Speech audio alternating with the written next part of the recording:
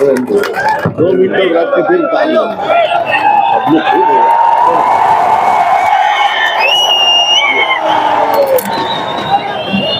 मेरे सामने मौजूद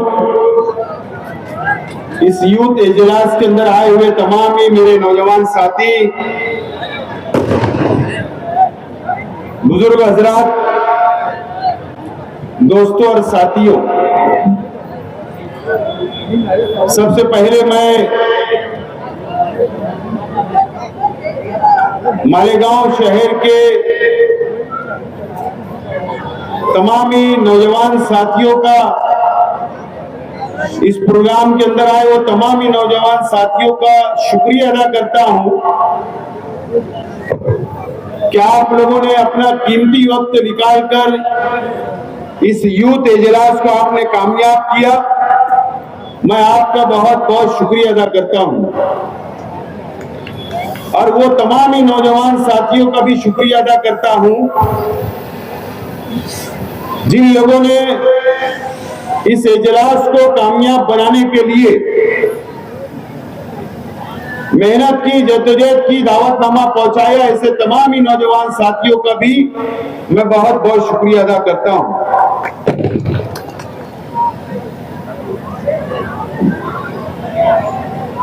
और तमाम ही नौजवान साथियों को सलाम करता हूं कि आपने आज ये साबित कर दिया कि नौजवानों की फौज शेख रशीद साहब जब दुनिया में मौजूद थे उस वक्त भी आप साथ थे, और शेख रशीद साहब खलील दादा आज दुनिया में हमारे साथ नहीं है, उसके बावजूद भी आप साथ हो। मैं आपको बहुत बहुत सलाम पेश करता हूं।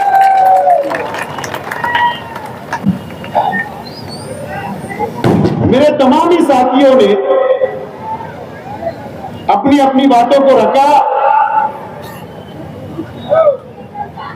और आपको आने वाले असेंबली इलेक्शन के ताल्लुक से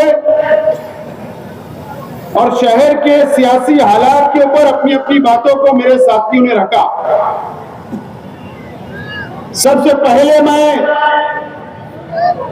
मेरे तमाम ही मुकर्रिर साथियों ने जो तकरीरें की, अगर उसमें कुछ भी गलतियां हुई होगी तो मैं उनके तरफ से मैं सबसे पहले तो माफी चाहता हूं, माजरत चाहता हूं। जज्बात में कुछ जुमले निकल जाते। यह हमारा मालेगांव शहर मस्जिद और मीनारों का शहर है दोस्तों।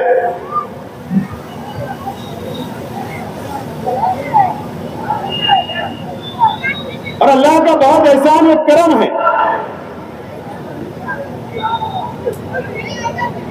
कि पूरे हिंदुस्तान के अंदर, पूरे मुल्क के अंदर ऐसा शहर हमको कहीं नजर नहीं आता।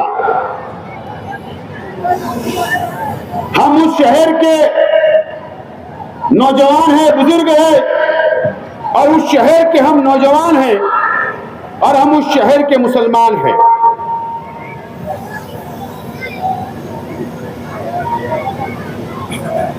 आज मैं आप लोगों से बहुत ज्यादा वक्त तो नहीं लूंगा, लेकिन आज आप लोगों को यहां बैठकर यह मालेगांव शहर, तारीखी शहर, पूरे मालेगांव शहर की आवाम को सोचना पड़ेगा, समझना पड़ेगा कि आज हम कहां खड़े हैं, आज हम किस मोड़ के ऊपर खड़े हैं, हमारा मुस्तकबिल कहां है, हमारा शहर कहां जा रहा है, हमको कैसा बुज़दिल बनाया जा रहा है, हमको कैसा कमजोर बनाया जा रहा है। यह आज हम लोगों को सोचना है, समझना है और आने वाले दिनों के अंदर आपको फैसला करना है।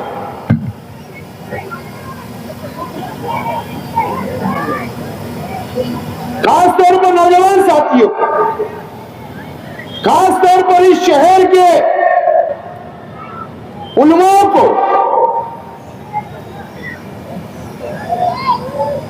फैसला करना है आने वाले दिनों के अंदर हमको क्या तय करना है। इस महाराष्ट्र के अंदर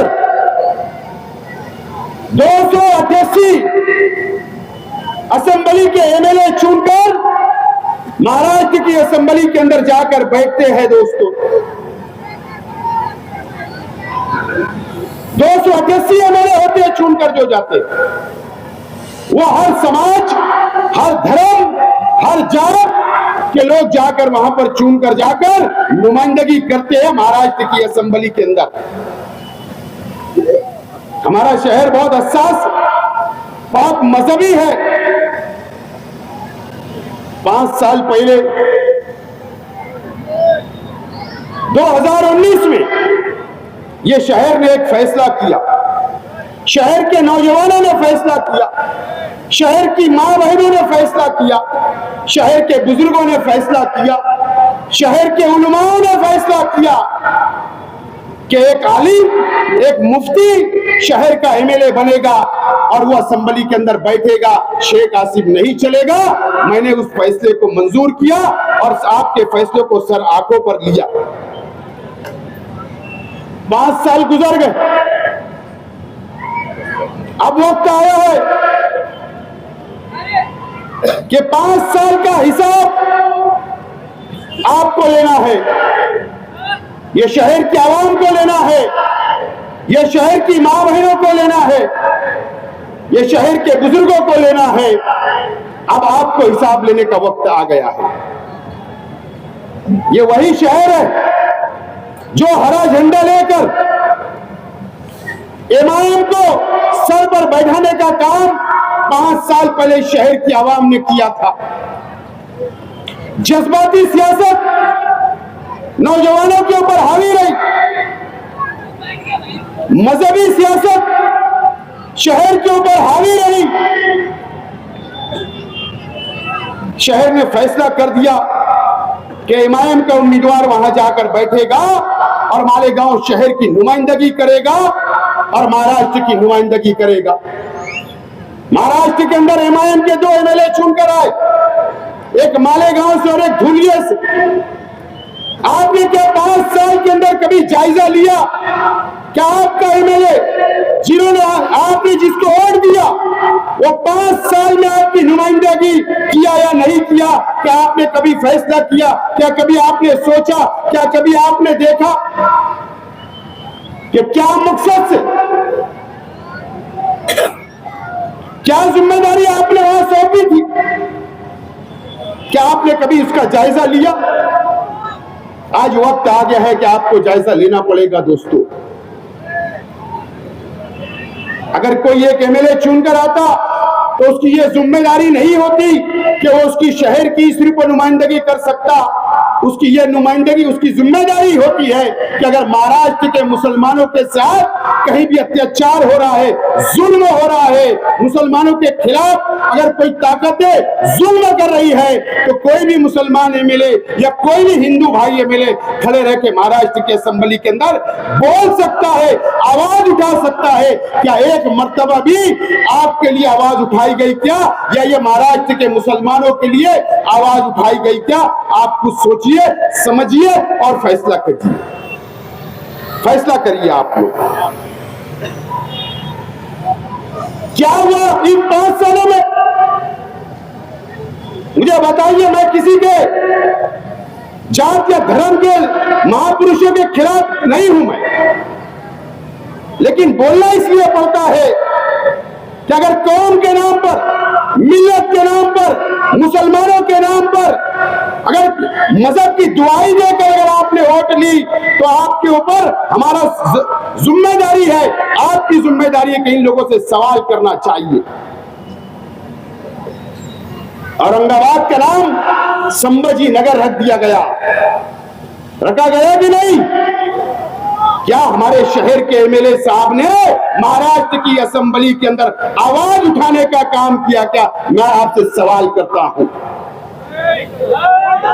संभाजी नगर रख दिया गया, आवाज उठी नहीं उठी?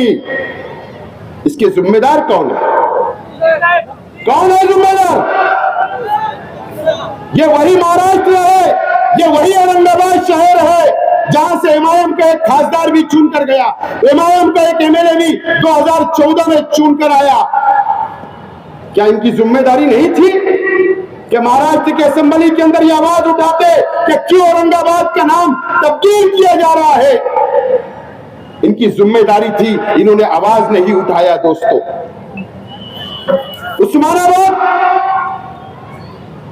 उस्मानाबाद जिला जो हम बोला करते थे, उस्मानाबाद का नाम भी इसी 5 सालों के अंदर बदलने का काम किया गया। धाराशिव नाम रख दिया गया उस्मानाबाद का। क्या यह महाराष्ट्र के अंदर 2 एमएलए चुनकर आए? क्या हमारे शहर के एमएलए ने वहां पर आवाज उठाने का काम किया? क्या कभी आपने ये सोचा? कभी आपने नहीं सोचा। दोस्तों, आज अहमदनगर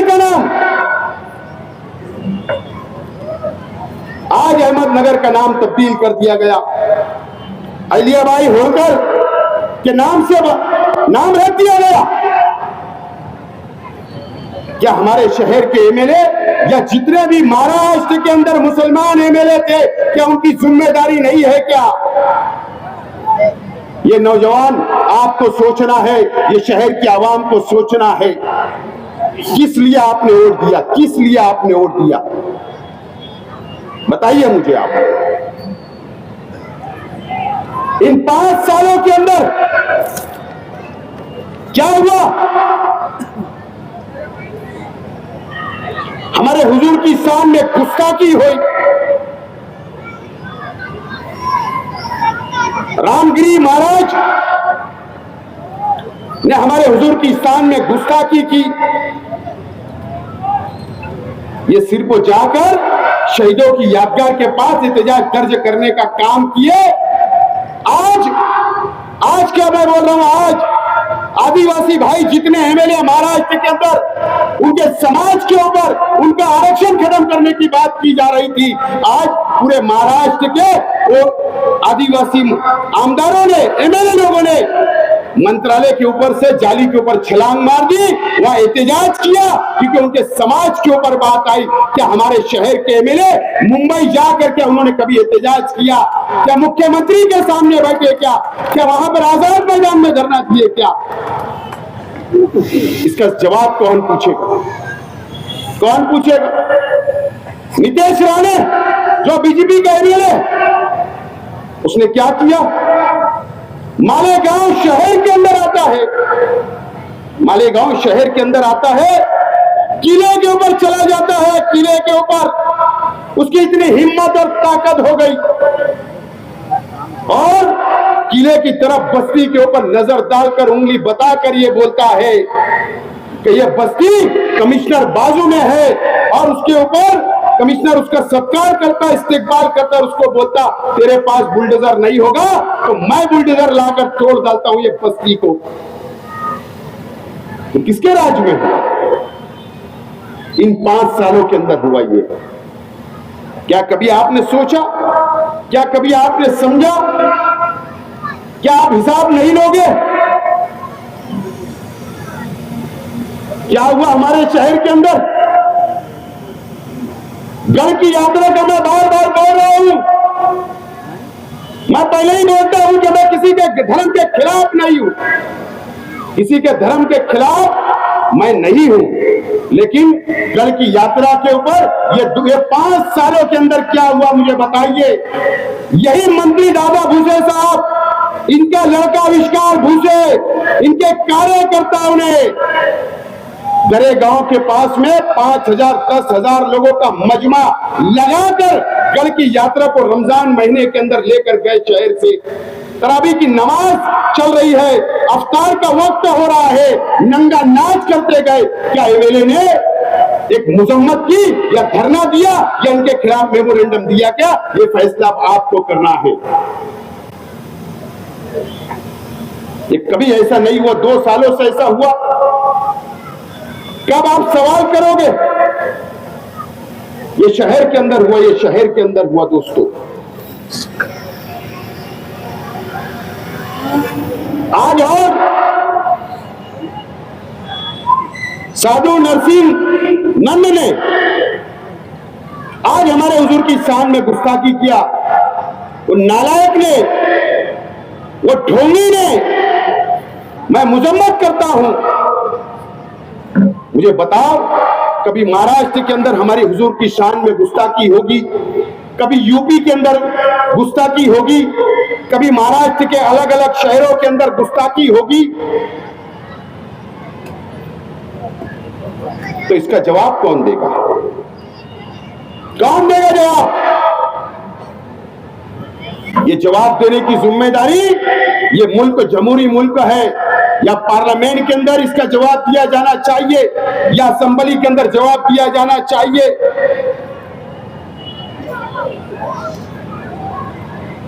हालात दिन ब दिन खराब होते जा रहे हैं मुल्क महाराष्ट्र के। हमारी हुजूर की शान में गुस्ताखी हो रही है, मस्जिदों में घुसकर मारने की बात की जा रही है। अब यह फैसला आपको करना है कि आने वाले दिनों के अंदर इस शहर का एमएलए कैसा चाहिए आपको। 5 साल आपने देखा, 5 साल आपने देखा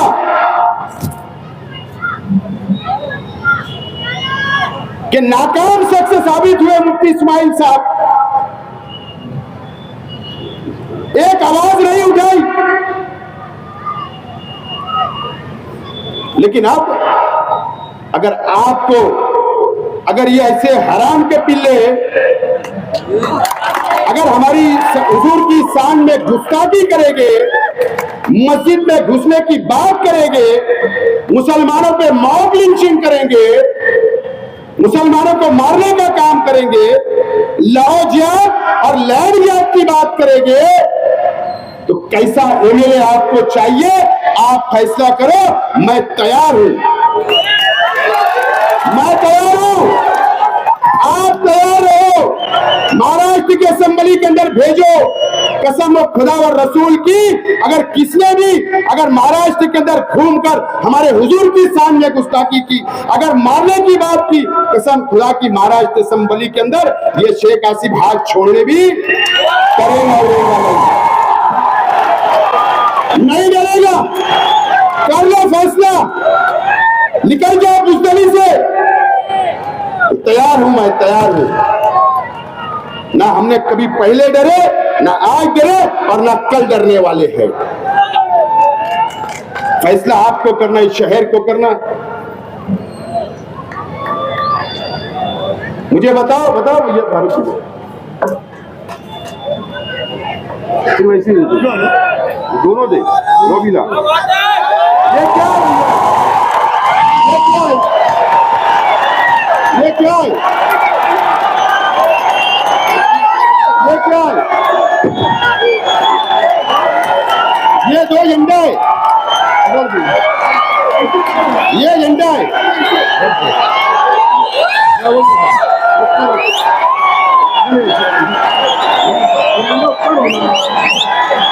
ये क्या है?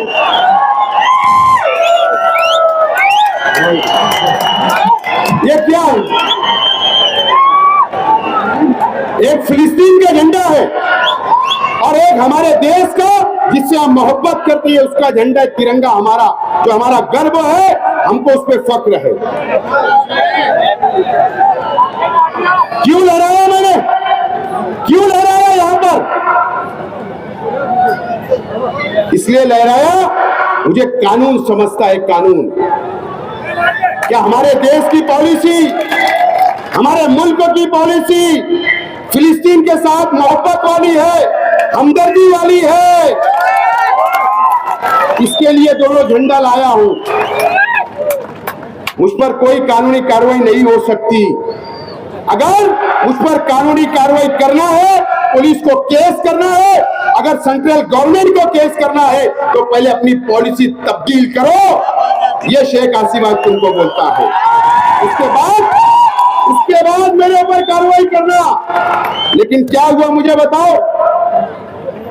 वो वीडियो लास्ट में सुन के जाना। क्या हुआ ये शहर के अंदर? क्या हुआ मुझे बताओ। मेरा आपसे सवाल है नौजवानों। हम दुआएं करते अल्लाह से, अल्लाह ताला फिलिस्तीनियों की मदद करे, मस्जिद अक्सा के लिए दुआएं करते, वहां के मासूम बच्चों के लिए दुआएं करते, और हमारी हुकूमत से हम बोलते हैं कि फिलिस्तीन के साथ खड़े रहो, वहां के मासूमों के साथ खड़े रहो, और इजराइल की हम मजम्मत करते हैं। एक नौजवान ने सर्वे नंबर 57 का एक नौजवान, उसने ईदगाह के ऊपर झंडा लहरा दिया। झंडा लहराया था कि नहीं फिलिस्तीन का? कोई कानूनी कार्रवाई हुई, जेल गया, लेकिन उसके फौरन बाद यहां मीडिया वाले हैं, उन्होंने शहर के एमएलए से पूछा, इंटरव्यू लिया। बोले एमएलए साहब, एक बच्चे ने यहां पर, नौजवान ने फिलिस्तीन का झंडा लहराया, तो आपका क्या बोलना है? बोले मेरे उससे कोई ताल्लुक नहीं। क्या बोले? मेरा उससे कोई ताल्लुक नहीं। मुझे बताओ, अगर एक एमएलए एक नौजवान के साथ खड़े नहीं रह सकता, तो ये 7 लाख आबादी का कैसे खड़े रह सकता है? ये फैसला आपको करना है, ये शहर को करना है। एक नौजवान के साथ नहीं खड़े रह सकता इस शहर का एमएलए, कैसे आपका साथ दे सकते? कैसे शहर के नौजवानों का साथ दे सकते हैं? मुझे बताओ। मेरा सवाल है, आपको सोचना है नौजवानों,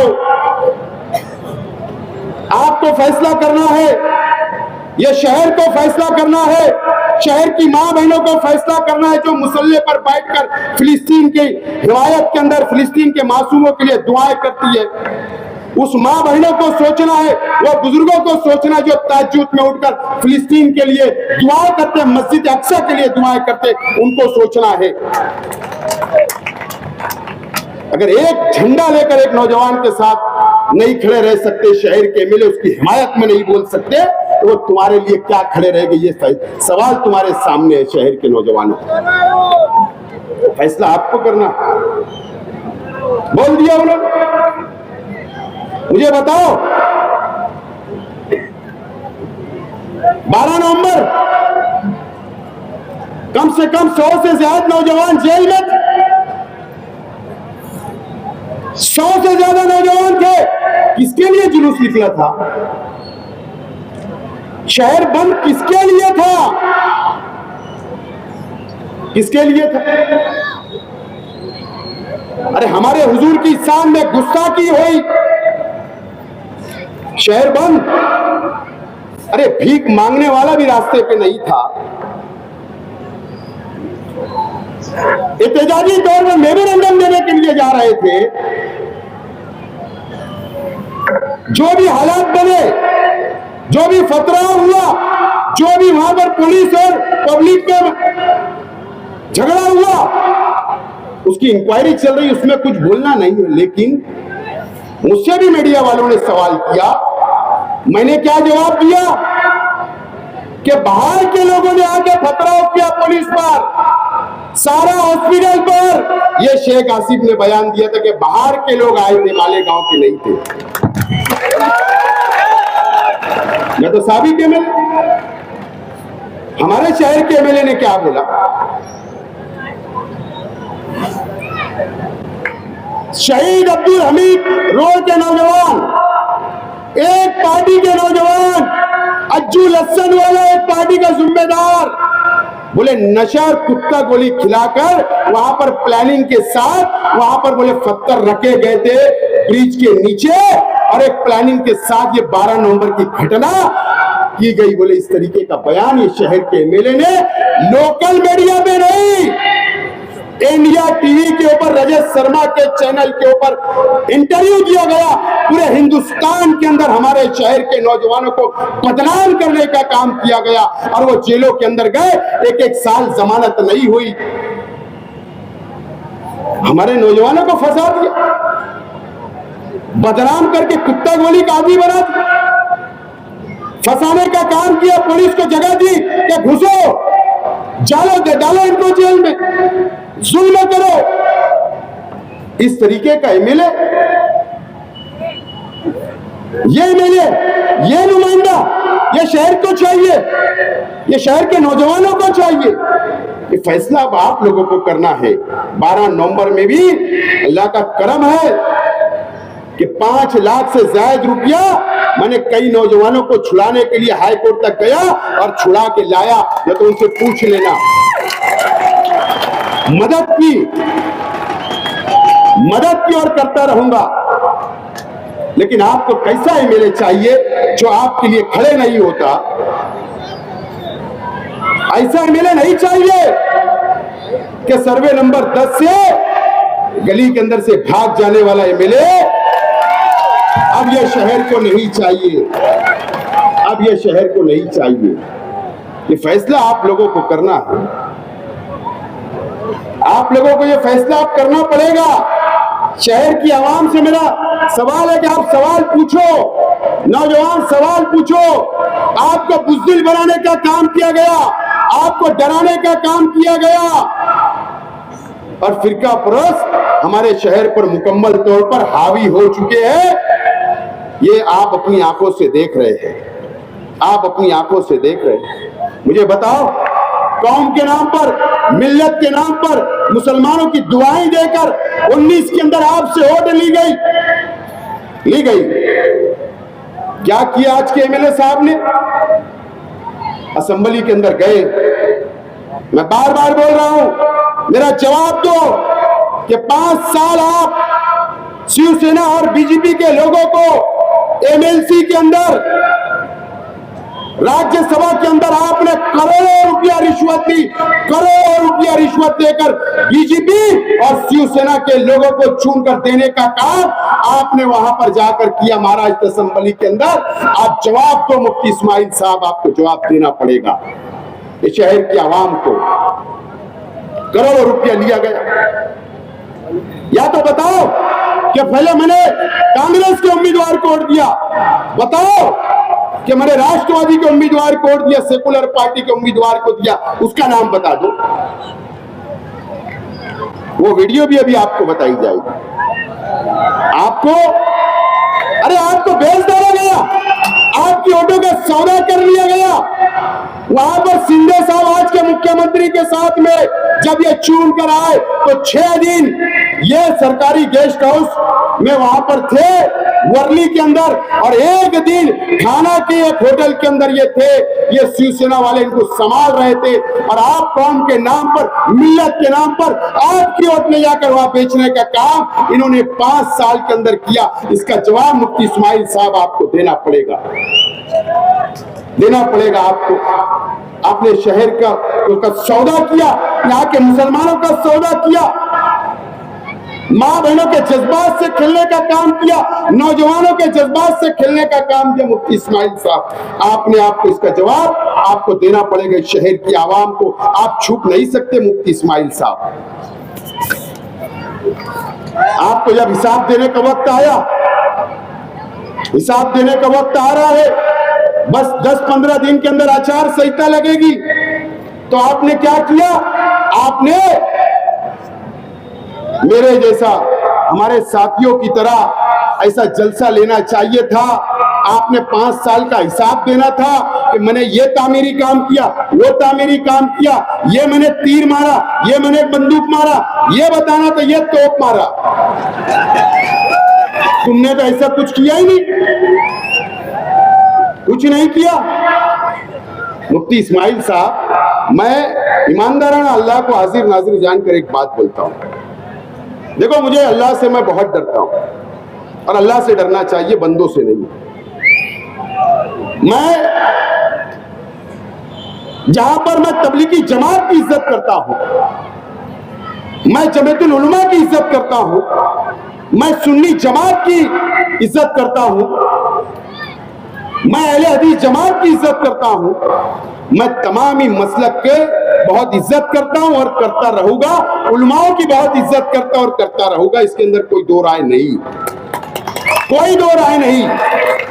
और मुझे सबूत देने की कोई जरूरत नहीं। मुफ्ती इस्माइल साहब, अभी वीडियो ये नौजवान जो उस वक्त 15 साल के थे, 14 साल के थे, अल्लाह का करम आज 20 साल के बैठे वो वीडियो देखेंगे,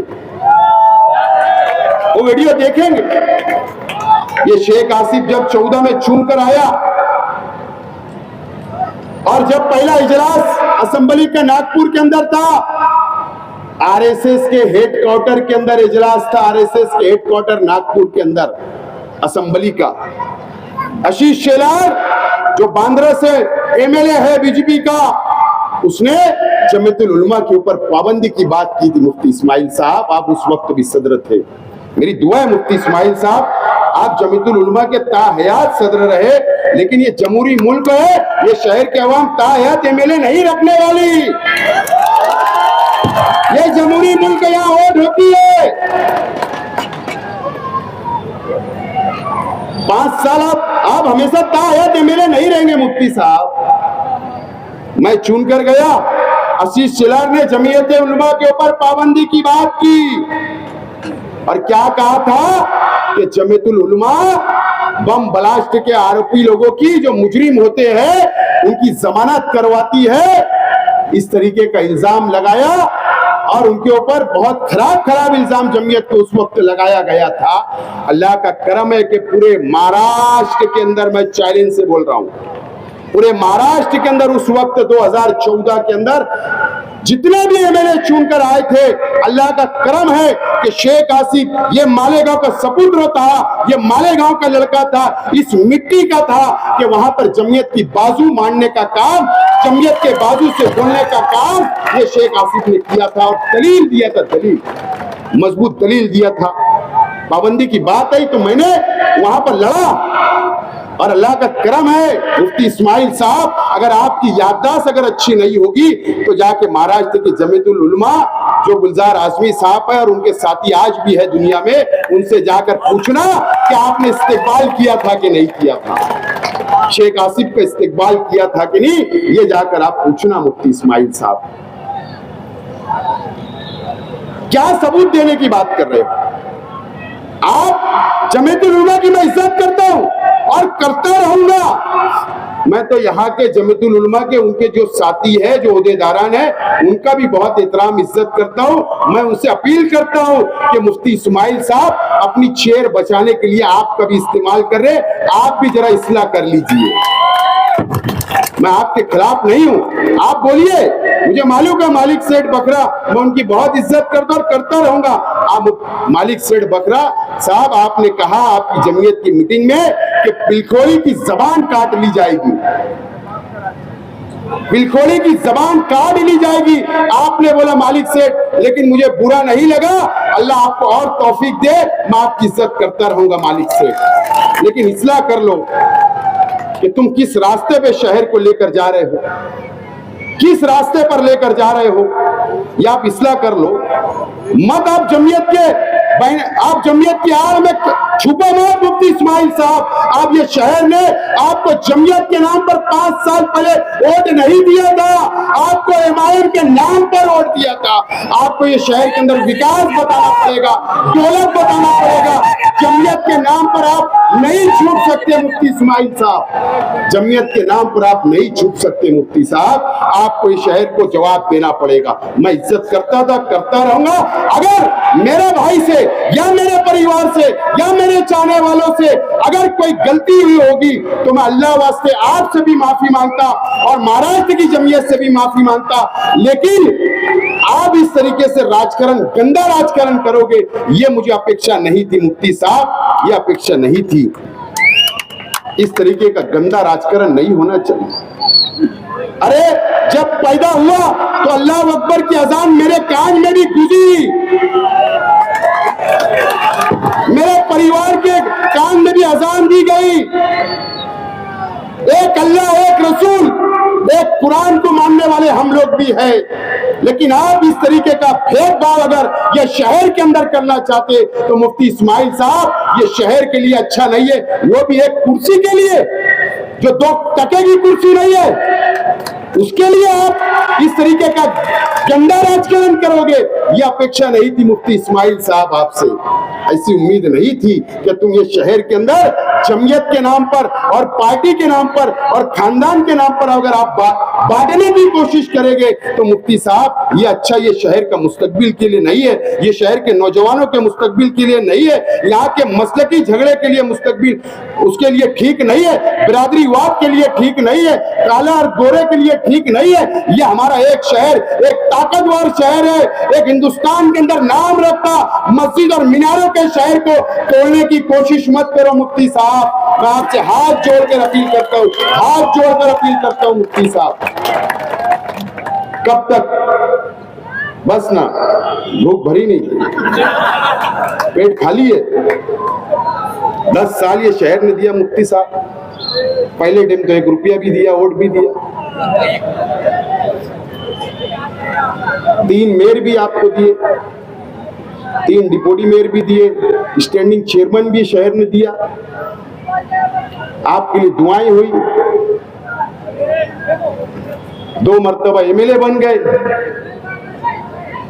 अब कितना, कब काम करोगे, कब काम करोगे? आपको काम करना पड़ेगा मुफ्ती साहब, अच्छी बात नहीं है ये शहर के लिए। आज बाहालत मजबूरी में बोल रहा हूं, और मैं आज शहर के तमाम उलमाओं से, तमामी बुजुर्गों से, तमामी मेरी माँ बहनों से, तमामी नौजवान साथियों से, एक एक मासूम बच्चे से, एक एक उलमाओं से, मदरसे के बच्चों से, सभी मसलक की तंजीमों से, सभी तंजीमों के उलमाओं से मैं अपील करना चाहता हूं कि आप फैसला कर लो ये शहर का मुस्तकबिल क्या होने जा रहा है। आपको फैसला करना पड़ेगा। अगर ये शहर ने फैसला नहीं किया, सर जोड़कर नहीं बैठे, तो ये शहर को अपनी जाति मुफाद के लिए कुछ लोग बर्बाद करना चाहते हैं, बर्बाद करना चाहते हैं। अगर मैं यहाँ आज हिम्मत और ताकत से बोल रहा तो मुझे मालूम है एक दिन मौत मुझे भी आनी है, एक दिन मुझे भी मौत आनी है। मैं किसी से डरता नहीं अल्लाह के सिवा। बहुत डराने की कोशिश हुई, बहुत दमबाजी की गई। मैं जिम्मेदारी से बोल रहा हूँ, खुले मंच से बोल रहा हूँ, मीडिया के सामने बोल रहा हूँ, स्क्रीन लगाकर बोल रहा हूँ, ये शहर बर्बाद हो चुका है, बर्बाद। नौजवानों, ये शहर को संभाल लो, ये शहर को बचा लो। मुफ्ती इस्माइल साहब और जो हमारे मुखालिफ लोग हो, इन्होंने मिलकर दादा भुसे के साथ मिलकर ये शहर को लूट डाला है, लूट डाला है। शेख आसिफ जिम्मेदारी से आज इस अंसार जमात खाना ग्राउंड पर बोल रहा है, लूट डाला है। 200 करोड़ रुपए का टेंडर निकला, आपको पता है क्या?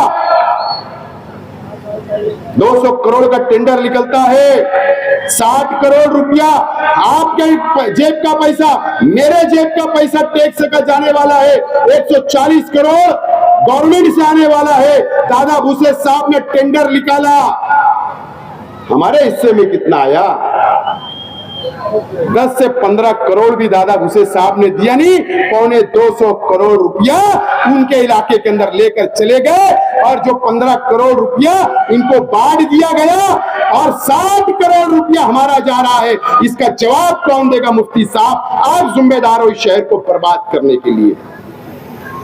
800 करोड़ रुपए के कर्जदार हम हो गए, 800 करोड़ रुपए के कर्जदार हम हो गए। ये कर्ज कैसे फिरेगा? हमारे ही टैक्स, हमारे ही कारखानों के ऊपर टैक्स बढ़ाया जाएगा, हमारे ही घरों के ऊपर टैक्स बढ़ाया जाएगा, हमारी दुकानों पर टैक्स बढ़ाया जाएगा।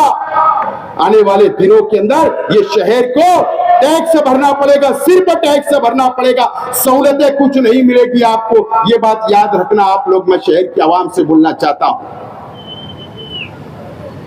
जाइए आप अपने इलाकों से, जहां जहां से भी आप आए, जाकर अपने अपने इलाके देखिए कि वहां पर रास्ता है क्या, रोड है क्या, गटर है क्या, संडास है क्या, गार्डन है क्या, सहूलत है क्या, पानी है क्या, बोरिंग है क्या? जाकर सहूलतें नहीं है, लेकिन उधर तमामी सहूलत ये 2-2.5 सालों के अंदर जब से प्रशासक राज आया, ये मुफ्ती इस्माइल साहब ने दादा भुसे साहब से साठगांठ करके ये शहर को बर्बाद किया अपने जाति मुफाद के लिए। और उनके साथ जो आज लोग घूम रहे हैं, जो उनके गठबंधन में है, ये भी उसके जिम्मेदार है। मैं पंटरों का नाम नहीं लेना चाहता, मैं पंटरों का नाम नहीं लेना चाहता आज, लेकिन ये सब जिम्मेदार है। ये नौजवान, ये शहर की आवाम, आपको ये शहर को बचाना है। मेरा क्या होगा? कुछ नहीं, गिरा देंगे, लेकिन ये शहर का नुकसान होगा। ये शहर टूट जाएगा, गरीब टूट जाएगा, अमीर टूट जाएगा, बुनकर टूट जाएगा, ये शहर बर्बाद हो जाएगा, ये शहर बर्बाद हो जाएगा। मेरा कुछ नहीं होगा, मैं घर जाऊंगा, बाल बच्चों में रहूंगा, कारोबार करूंगा, आराम से जिंदगी गुजार सकता हूं, लेकिन मेरे वालिद ने इंतकाल से पहले भी और मुझे तैयार किया था और कहा था कि अगर मैं मर भी गया तो ये शहर के गरीबों को छोड़ना मत, ये शहर को छोड़ना मत, इनका साथ देते रहना। इसके लिए आज मैं इलेक्शन लड़ने के लिए खड़ा हुआ हूं, इसके लिए आज मैं इलेक्शन लड़ने के लिए खड़ा हो रहा हूं, आपको संभालने के लिए मैं खड़ा हो रहा हूं। मेरा क्या होगा? लेकिन आज आपको समझना है, मुफ्ती साहब आप गोली मारेंगे, मैं तैयार हूं, कहां है वक्त बताओ, मार देना। अगर मेरे गोली, मैं मरने से, मुझे गोली लगने से अगर आपको एमएलए की चेयर मिलती है तो मुबारक हो, आप बता देना कहां पर आना, इंशाल्लाह ये शेख आसिफ आकर खड़ा रहेगा आपके सामने। बता दो वक्त, एड्रेस पता आप बताना, मैं आने के लिए तैयार हूं। काहे के लिए इलेक्शन करवा रहे हो? मार दो एक गोली, आप तो सरकार ने लाइसेंस दिया आपको, मत कराओ इलेक्शन, लेकिन आप गलत करें, अभी मार देंगे, नॉमिनेशन के बाद मारो तो जीत के आएंगे। नॉमिनेशन होने दो, विड्रॉल होने दो, उसके बाद मारेंगे तो उम्मीदवार कम होगा ना। अगर मुझे आज मार देंगे, फिर एक आध खड़ा होगे तो किसको किसको गोली मारोगे तुम? किसको? मुस्तकीम को मारोगे, शान को मारोगे, किसको मारोगे? मेरे भाई को मारेंगे, जाज बेग को, किसको किसको मारोगे? पहले नॉमिनेशन हो जाने दो, उसके बाद मार देना। मार देना क्या होगा? इलेक्शन ही नहीं होगा, तुम तो चूम के आ जाओगे। वन साइड, काय को 1.5 लाख की बात कर रहे हो? वन साइड मार देना। लेकिन ये शहर को बचाने की जिम्मेदारी दोस्तों आप लोगों की। मैं दिलाऊंगा आजादी आपको, ये फिरका परस्तों से आजादी दिलाने का काम शेख आसिफ करेगा, ये नितेश राणे से आजादी दिलाने का काम शेख आसिफ करेगा, जो हुजूर की शान में गुस्ताखी करेगा मैं उनसे आपको आजादी दिलाने का काम करूंगा असेंबली के अंदर जाकर। ये शहर को आजादी चाहिए, ये शहर गुलामी की जिंदगी जी रहा है 2-2.5 सालों से, और ये भी दादा भूसे के साथ मिलकर गुलाम बनाने का काम ये शहर के एमएलए साहब ने किया। समझो, मुझे बताओ क्या कमी है? सोलार अगर मैंने मंजूर किया, 110 मसाजिद का, मदरसे का सोलार सिस्टम अगर 5 करोड़ रुपया लाकर मैंने अगर मंजूर करवाया तो तुमको वो भी तकलीफ हो गई? बताओ, मैंने तमाम ही मसलक की ईदगाहों का वाल कंपाउंड बनाया, जब भी आपको तकलीफ हुई? बताओ, अगर मैंने उर्दू घर बनाया तो भी तकलीफ हुई, फ्लाईओवर ब्रिज बनाया तो भी तकलीफ हुई, हज कमेटी बनी उस वक्त भी तकलीफ हुई। जितने तामीरी काम मैं करता कि आपको तकलीफ हुई, ये जिम्मेदारी आपकी थी। ये तो मुफ्ती साहब आप बता दो कि मैंने फला फला मदरसे का 100 बाय 100 का वाल कंपाउंड मंजूर किया, एक बता दो। चलो, तुम आलिम हो ना, मुफ्ती हो ना, तुम्हारी जिम्मेदारी नहीं थी? नहीं थी क्या? एक मदरसे का वाल कंपाउंड नहीं बनाया आपने, संडास बाथरूम तक एमएलए फंड से नहीं बनाया, वहां पर मदरसे के बच्चों को सहूलत नहीं दी, और आप बात करते हो। एक बताइए आप मुझे, आपने कहां काम किया हमको पता है, और कहां नहीं किया, और कहां पर डुप्लीकेट बिल निकला। थोड़ा रुकिए, इलेक्शन अभी बाकी है, अभी बहुत मटेरियल तुम्हारा आने वाला है बाहर, बहुत मटेरियल आएगा मुफ्ती इस्माइल साहब, बहुत मटेरियल आने वाला है। जिम्मेदारी थी कि नहीं मदरसे का वाल कंपाउंड करना, संडास बाथरूम बनाना, उलमाओं को सहूलत देना, उलमा के लिए कुछ स्कीम लाना, मदरसे के बच्चों के लिए किताबें देना, कम से कम अरबी तुम लाइब्रेरी बना सकते थे उनके लिए। मैंने किताबें दी थी, आप मदरसे के बच्चों को लाइब्रेरी बनाते, शेख आसिफ तुम्हारा इस्तेकबाल तो करता। उलमाओं से मैं बोलता हूं, सोचिए आप क्या आपके मदरसे के बच्चों को उन्होंने उर्दू अरबी लाइब्रेरी बनाकर दी क्या, किताबें दी क्या, दीनी किताबें दी क्या, कि बड़ी लाइब्रेरी उन्होंने शहर में बनाई क्या, कि उलमाओं की वहां बुक्स रखी है, किताबें रखी है, कि हमारे बच्चे इस्लाम की कुर्बानियां याद करेंगे, पढ़ेंगे। एक लाइब्रेरी बताओ, लेकिन आपने वो भी नहीं किया। सिर्फ झूठ झूठ झूठ की सियासत आपने 5 साल की और अभी तक आप करते आ रहे हो। ठीक है, मेरे वालिद गरीब थे, हमारा खानदान गरीब था, फटी कमीज पर आए, मेहनत की, मजदूरी की, आगे बढ़े। जिस हाल में भी यह किताब खुली है, मुफ्ती साहब मैं आपको ये नहीं बोलना चाहता हूं कि आप कौन सी हीरो होंडा पे घूमते थे। मैं ये नहीं आपसे सवाल करूंगा कि आप मौसम पुल पे कौन से फीडर के पास बनाते थे। मैं क्या किले वाले अच्छी तरह का जानते हैं। शुरू करूंगा तो मैं अहमदनगर तक चला जाऊंगा, खरडी तक चला जाऊंगा, जा सकता कहां कहां पर फिर सब माल ठसा है बता सकता।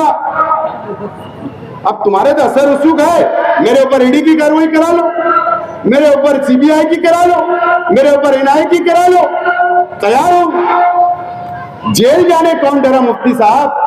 आपने हमेशा इस शहर के सियासी लोगों के बच्चों की कुर्बानियां ली, आपके बच्चों की कुर्बानियां कभी नहीं दी मुफ्ती साहब। आप बताओ, तुम्हारे बच्चों के ऊपर एक सादा एनसी हुआ क्या? सादा एक एनसी चैप्टर बनी क्या? जाकर मांडीवाल के बराबर तुम धरने पे बैठते, शेख आसिफ को अटक करो, इसको अटक करो, उसको अटक करो, इसके बच्चों को करो, इसको बच्चे पे करो, ये बराबर करते, लेकिन अपने बच्चों के ऊपर एक सादी एनसी भी नहीं बनने देते। जरा जेल भेजो, जब समझ में आएगा कितनी तकलीफ होती। लेकिन अल्लाह का करम है, शेख रशीद साहब ने हमको सिखा के गए कि अंदर क्या रहना, बाहर क्या रहना, कोई टेंशन नहीं ली, सब सीखे हमें। तुम डराओ मत कि बोले खुशखबरी मिलने वाली है किले की मीटिंग में, 2 लोग इनके घर के जाएंगे। अरे 8 दिन हो गए, मैं समझा 2 दिन में पुलिस आएंगी, 3 दिन जाएंगी, 4 दिन में आएंगी, 5 दिन, 6 दिन, 7 दिन, अरे आज 8वां दिन हो गया, पुलिस ही नहीं आई। कब भेज रहे? मैं भी इंतजार कर रहा हूं किसको तुम जेल में डालना चाहते हो। दोस्तों, मैं जब से प्रचार शुरू किया 2 महीने से प्रचार शुरू किया, मैं एक बात बोल रहा हूं, मास्टर स्ट्रोक बोल रहा हूं कि नहीं? मास्टर स्ट्रोक की बात बोल रहा हूं। मेरे साथी लोग से भी मैं माफी चाहता हूं, मैं इनको भी नहीं बता रहा हूं, ये भी परेशान है बहुत, लेकिन उनको इतना भरोसा है, आपको इतना भरोसा है कि जो भी मास्टर स्ट्रोक शेख आसिफ खेलेगा वो कामयाब होगा, इतना भरोसा इन लोगों को है। लेकिन अब ज्यादा इंतजार नहीं कराऊंगा, ज्यादा इंतजार नहीं कराऊंगा। आज कितनी तारीख है?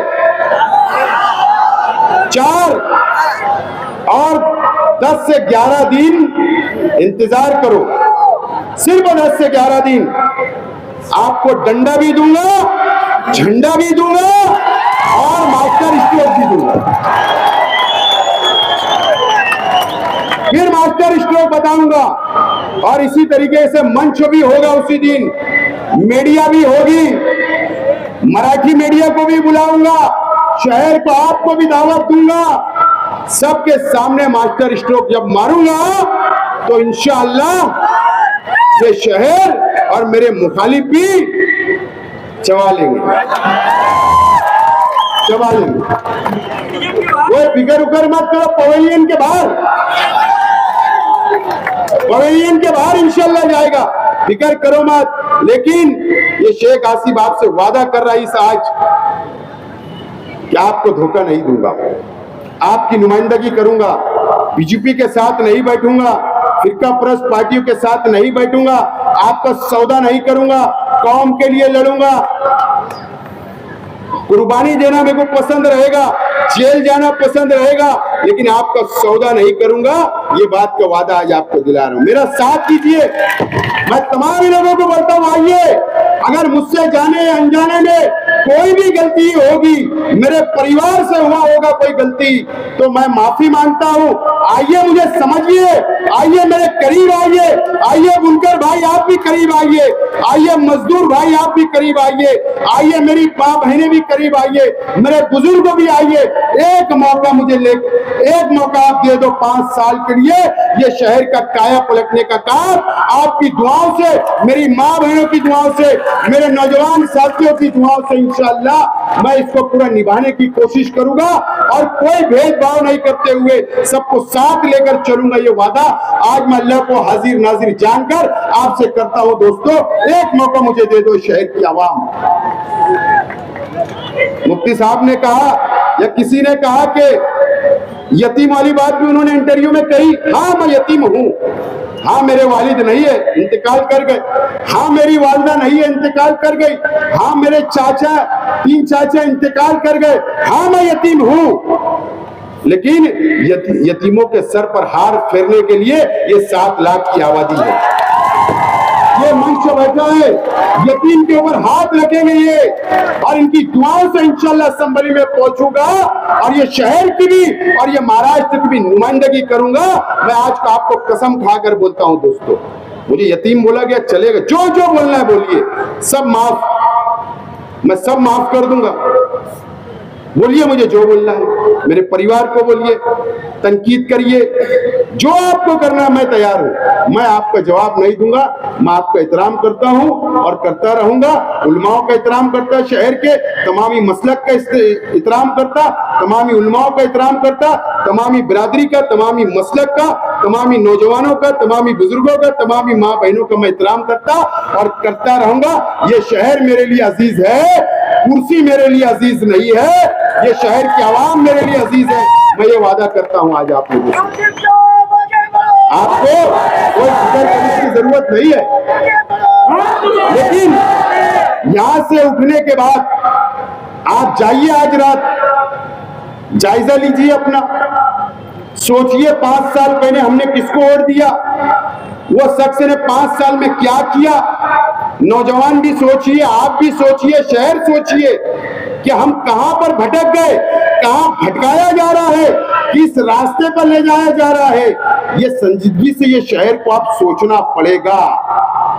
आपको इस्तेमाल किया जा रहा है, ये शहर को इस्तेमाल किया जा रहा है, ये शहर के नौजवानों को इस्तेमाल किया जा रहा है, ये शहर को गलत रास्ता बताने की कोशिश की जा रही है। मैं बुजुर्गों से कहूंगा कि आपके नौजवान जो है वो उन लोगों को भी भटकाने के लिए गलत रास्ते पे ले जाने का काम ये शहर में हो रहा है, तोड़ने का काम, लड़ाने का काम हो रहा है, बदनाम करने का काम हो रहा है। आप अपने बच्चों को भी संभालिए, उनका भी मुस्तकबिल बनाने का सोचिए और आप भी इत्मीनान से सोचिए।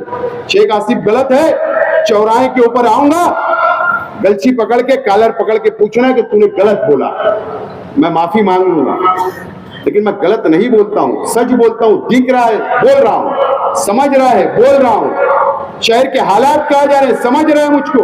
फिरका परस्ती बढ़ रही है, मस्जिद बढ़ेगी, बढ़ती जाएगी, ये तमाम ही चीजें कौन संभालेगा? ये तो हाथ उठा ले रहे, ये कौन सी बात है? एक नौजवान के साथ नहीं खड़े रह रहे, ये शहर के लिए हाथ उठा लेंगे।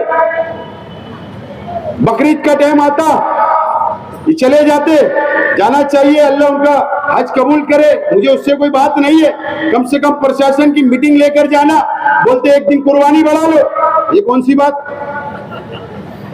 समक शेर वालों को बोले एक दिन बढ़ा लो।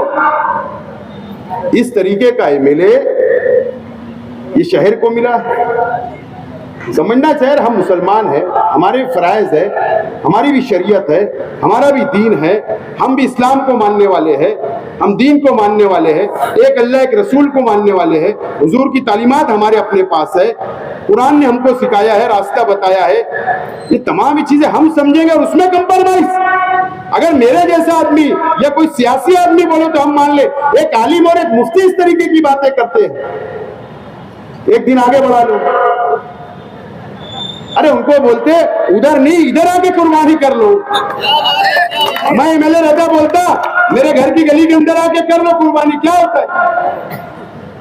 बोले एक दिन आगे बोला, अरे कोई बात है, कोई आपा का खेल है, शरीयत है। तो ये तमाम ही चीजें इस शहर को समझना है। आज मुझे बहुत दिल खोलकर बोलना थी।